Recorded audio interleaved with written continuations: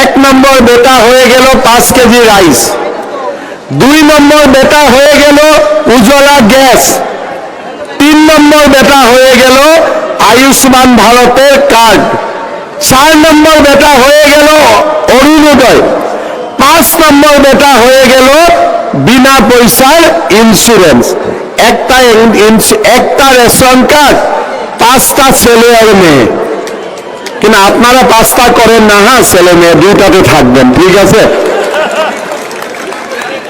2টা থাকলে লাভ কি হবে আমি আপনাকে বলতে চাই।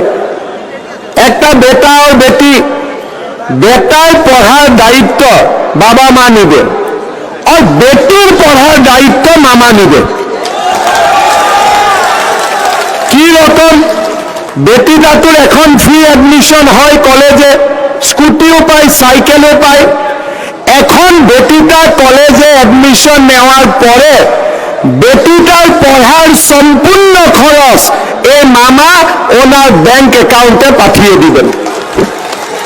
মেট্রিক পাস করার পরে 10,000, হায়ার সেকেন্ডারি পাস করার পরে 12,500, আর ইউনিভার্সিটিতে পড়লে বার্ষিক 25,000 টাকা মামা দিবে। এটাও আমি আপনাকে প্রতিশ্রুতি দিতেছি।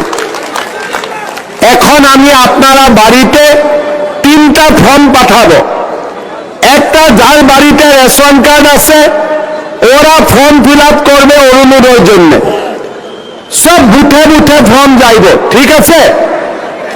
তারপরে একটা ফর্ম থাকবে ইন্স্যুরেন্সের জন্য, আর একটা ফর্ম থাকবে এই বেটির ফ্রি এডুকেশনের জন্য। আমি একটা ইলেকশনের সময়ে একটা সার্ভে করে নিব কতটা টাকা পয়সার প্রয়োজন হবে, আর ইলেকশনের পরে আমি কাজটা শুরু করে দিব। এইটা আমি আপনাকে প্রতিশ্রুতি। আমি কি বললাম কি অরুণোদয় খালি হিন্দু পাবে এরকম আমি বললাম কি? বলছি নাকি? মোদিজি হিন্দুর জন্যও আছে, মোদিজি মুসলমানের জন্যও আছে, মোদিজি গরিবের জন্য আছে। গরিবের প্রধানমন্ত্রীর নামে হলো নরেন্দ্র মোদী।